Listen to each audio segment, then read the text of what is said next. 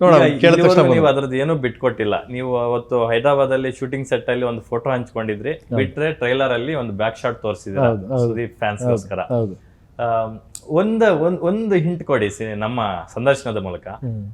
Either it is a positive role or negative role ಅಂತ. ಇಲ್ಲ, ಅದೇ ಕೆನಾಟ್ ನೆಗೆಟಿವ್ ಪಾಸಿಟಿವ್ ಅಂತ ಹೇಳೋದಕ್ಕಿಂತ ಹೆಚ್ಚಾಗಿ ಕಾಲ ಭೈರವ ಅಂದ್ರೆ ನಿಮ್ಗೆ ಗೊತ್ತಿದೆ. ವಾಟ್ ಇಸ್ ಅ ಕಾಲ ಭೈರವ? ಕಷ್ಟ ಕಾಲದಲ್ಲಿರೋನ್ನ ಕೈ ಹಿಡಿಯುವಂತ ಒಂದು ಪವರ್, ಒಂದು ಎನರ್ಜಿ ಅಂತ. ಹೌದು ಹೌದು. ಸೊ ಸ್ಕ್ರೀನ್ ಮೇಲೆ ನೋಡೋದು ಗೊತ್ತಾಗುತ್ತೆ ಒಬ್ಬ ಹಿಂದೂ. ಓಕೆ, ಸನಾತನಿ. ಅಮೇಝಿಂಗ್ ಅದು ನಿಮಗೆ ಸಖತ್ತಾಗಿರ್ತದೆ. ಎಸ್ ಎಸ್, ಅದು ಬಂದ ಮೇಲೆ ನಿಮಗೆ ರಿವೀಲ್ ಆಗುತ್ತೆ. ಆ ಸಿನಿಮಾ ಬಂದ ಮೇಲೆ ಎಷ್ಟು ನಿಮಿಷ ಇರ್ತಾರೆ ಸುದೀಪ್? I don't know. ನನಗೆ ನಿನ್ನೆ ನಾನು ಕೆದಕ್ತಾ ಇದ್ದೀನಿ, ಅವ್ರು ಎಲ್ಲಿ ಫ್ಲೋ ಬಂದ್ಬಿಡುತ್ತೆ ಅಂತ. ಅಯ್ಯೋ ಏನು ಕೇಳ್ಬೇಡಿ ಬ್ರೋ, ಅಯ್ಯೋ ಏನು ಇಬ್ರುನಾ? ಭೀಷ್ಮ ಅವ್ರು ಕಾನ್ಶಿಯಸ್ ಆಗಿ ಮಾತಾಡ್ತಿದ್ರು. ಬಟ್ ಧ್ರುವ ಅವ್ರಂತೂ ಫಸ್ಟ್ ಟೈಮ್ ಇನ್ನೇನೋ ಕೇಳಿದ್ರೆ ಏನೋ ಹೇಳ್ಬಿಡ್ತಾರೆ ಅಂತ. ನಾನು ಅಂದ್ರೆ ಸುದ್ದಿ ಓಡಾಡ್ತಿರೋದ್ರಲ್ಲಿ ನನಗೆ ಅರಿವಿಗೆ ಬಂದಂತೆ ಸಿನಿಮಾದಲ್ಲಿ ಅಣ್ಣ ತಮ್ಮನ ಬಾಂಡಿಂಗ್ ಇರುತ್ತೆ ಅಂತ ಕೇಳ್ಪಟ್ಟೆ. ಎಮೋಷನ್ಸ್ ಇರುತ್ತೆ ಮನೆ. ವಿತೌಟ್ ಎಮೋಷನ್ಸ್ ನಾನು ಸಿನಿಮಾನೇ ಮಾಡಲ್ಲ. ಹೌದು ಹೌದು. ವಿತೌಟ್ ಎಮೋಷನ್ಸ್ ನಾನು ಯಾವುದು ಕೈ ಹಾಕಲಕ್ಕಂದ. ಸೊ ಎಮೋಷನ್ಸ್ ಇರುತ್ತೆ. ಸೊ ಅದೆಷ್ಟು ಮಟ್ಟಿಗೆ ಆಡಿಯನ್ಸ್ಗೆ ರೀಚ್ ಆಗುತ್ತೆ. ನಾನು ಅವಾಗಲೇ ಹೇಳಿದೆ ನಿಮಗೆ, ಎಲ್ಲ ಕ್ಯಾರೆಕ್ಟರ್ಗಳು ಸ್ಟಾರ್ಟ್ ಆಗ್ತವೆ, ಎಂಡ್ ಆಗಲ್ಲ, ಬಟ್ ಜಸ್ಟಿಫಿಕೇಶನ್ ಇರ್ತದೆ. ಪ್ರತಿಯೊಬ್ಬನಿಗೂ ಇದು ಕೊನೆ ಅಂತ ಮಾತ್ರ ಇರಲ್ಲ, ಬಟ್ ಅವನೇ ಕತೆ ಮಾಡ್ಕೋಬೇಕು. ಬಟ್ ಒಂದು ಎಮೋಷನ್ಸ್ ಇರ್ತದೆ, ಬಟ್ ಒಳ್ಳೆ ಥ್ರಿಲ್ ಇರುತ್ತೆ. ಎಲ್ಲದಕ್ಕಿಂತ ಹೆಚ್ಚಾಗಿ ನಿಮಗೆ ಒಂದು ಬೇಸ್ಡ್ ಆನ್ ಎಮೋಷನ್, ಅಂಡರ್ವರ್ಲ್ಡ್, ಸಂಬಂಧಗಳ ನಡುವೆ ಹೇಳಿರೋ ಕತೆ, ಅದು ಥ್ರಿಲ್ಲಲ್ಲಿ ಹೇಳಿದ್ದೀನಿ. ನಮಗೆ ಟ್ರೇಲರ್ ನೋಡಿದಾಗ ಅನ್ಸಿದ್ದು ಇದು ರಾಮ್ ಗೋಪಾಲ್ ವರ್ಮಾ ಅವರ ಮತ್ತೊಂದು ರಕ್ತಚರಿತ್ರೆ ತರ ಇದೆ ಅಂತ ಅನ್ಸುತ್ತೆ. ಬಟ್ ಪ್ರೇಮ್ ಅವರ ಸಿನಿಮಾಗಳಲ್ಲಿ ವೈಲೆನ್ಸು ಏನಕ್ಕಿರುತ್ತೋ ಅಟ್ ದ ಸೇಮ್ ಟೈಮ್ ಒಳಗಡೆ ಅದರದೊಂದು ಬ್ಯೂಟಿಫುಲ್ ಡ್ರಾಮಾ ಕೂಡ ಇರುತ್ತೆ ಅನ್ನೋದು. ವಿತೌಟ್ ಡ್ರಾಮಾ ಸುಮ್ಮನೆ ನಾವು ವೈಲೆನ್ಸಿಗೆ ಯಾವುದೋ ಒಂದು ಫೈಟು, ಯಾವುದೋ ಒಂದು ಹೀರೋ ಯಾರಿಗೋ ಒಬ್ಬ ಹೊಡಿತಾನೆ ಅಂದಾಗ ಏನೂ ಲಾಜಿಕ್ ಇಲ್ಲದೆ, ಏನು ಕನೆಕ್ಟಿಂಗ್ ಇಲ್ಲದೆ ನೀವು ಮಾಡಿದ್ರೆ ತಪ್ಪದು.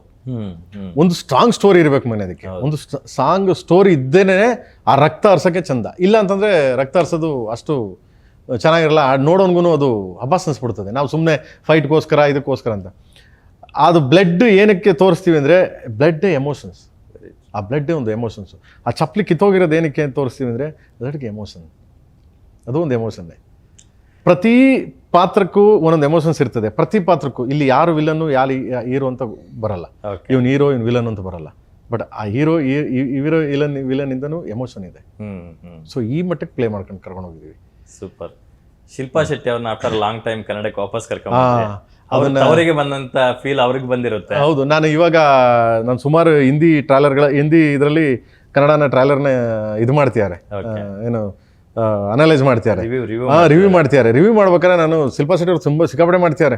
ಶಿಲ್ಪಾ ಅವ್ರನ್ನ ಈ ಥರ ನೋಡೇ ಇಲ್ಲ ನಾವು ಅಂತಾರೆ. ಅವರು ಎಷ್ಟು ಮಟ್ಟಿಗೆ ಆ್ಯಕ್ಟ್ ಮಾಡಿದ್ದಾರೆ ಈ ಥರ ಹಿಂದಿ ನೋಡೇ ಇಲ್ಲ ನಾವು ಅಂದ್ಬಿಟ್ಟು. ನಾನು ಅದೇನು ಹೇಳಿದೆ, ಖುಷಿ ಆಯ್ತು ನನಗೆ. ಓಕೆ ಅವ್ರು ಅಲ್ಲಿ ನೋಡಲಿಲ್ಲ ಅಂದರೆ ಇಲ್ಲಿ ತೋರಿಸ್ಬೋದು ನಮ್ಮ ಸಿನಿಮಾಗಳೆಲ್ಲ. ಇಷ್ಟು ನೋಡೋಕೆ ಎಷ್ಟು ಆ್ಯಕ್ಟ್ ಮಾಡಿಸ್ತಾನೆ ಪ್ರೇಮ್ ಅಂದ್ಕೊಂಡು ಸುಮಾರು ಜನ ಅದನ್ನು ರಿವ್ಯೂ ಮಾಡ್ತಿದ್ದಾರೆ. And thanks. ತುಂಬ ಅದ್ಭುತ ಪಾತ್ರ ಮಗನೇ. ಅದಕ್ಕಂತೂ ಎಕ್ಸ್ಟ್ರೀಮ್ ಪಾತ್ರ ಸತ್ಯವತಿ. ಅವ್ರಿಗೆ ಒಂದು ಕತೆ ಹಂಗೆ ಹೇಳಿದ ತಕ್ಷಣ ಯಪ್ಪ ನಾನು ಮಾಡ್ತೀನಿ ಇದನ್ನು ಅಂದ್ಬಿಟ್ಲ ಅಮ್ಮ. ಅಯ್ಯೋ ಏನು ಹಿಂಗಿದೆ ಇದು ಅಂದ್ಕೊಂಡು. So it's well nice. ಈಗ ಇವತ್ತಿನ ಕಾಲಘಟ್ಟಕ್ಕೆ ಎಷ್ಟೇ ಟೆಕ್ನಾಲಜಿ ಅಪ್ಡೇಟ್ ಆಗಿದ್ರು ಕೂಡ, ಎಷ್ಟೇ ಸ್ಟೈಲಿಶ್ ಗನ್ನುಗಳು ಬಂದಿದ್ರು ಕೂಡ, ಆ ಲಾಂಗು ಮಚ್ಚಿದೆಯಲ್ಲ, ಆ ಎರಡು ವೆಪನ್ಸ್ಗಿರೋ ಒಂದು ಪವರೇ ಬೇರೆ, ಆ ಕದರೇ ಬೇರೆ. ಅದನ್ನ ಹಿಡಿಯೋರು ಕರೆಕ್ಟಾಗಿ ಹಿಡಿದು ಬಿಟ್ರೆ ಅದಕ್ಕೊಂದು ತೂಕನೇ ಬೇರೆ ಇದೆ, ಬೆಲೆ ಜಾಸ್ತಿ ಇದೆ. ಆ ನಿಟ್ಟಿನಲ್ಲಿ ಆ ಮಚ್ಚು ಲಾಂಗು ಈ ಸಿನಿಮಾದಲ್ಲಿ ಎಷ್ಟು ಪ್ರಧಾನ ಪಾತ್ರ ವಹಿಸ್ತವೆ ಅಂತ ನಿಮಗೆ? ಮಚ್ಚು ಲಾಂಗ್ ಅನ್ನೋದಕ್ಕಿಂತ ಅದಕ್ಕೊಂದು ಎಲ್ಲದಕ್ಕೂ ಜಸ್ಟಿಫಿಕೇಶನ್ ಅಂತೂ ಇರುತ್ತೆ. ಒಂದು ಮಚ್ಚು ಲಾಂಗು ಒಂದು ಕಥೆ ಇರುತ್ತೆ.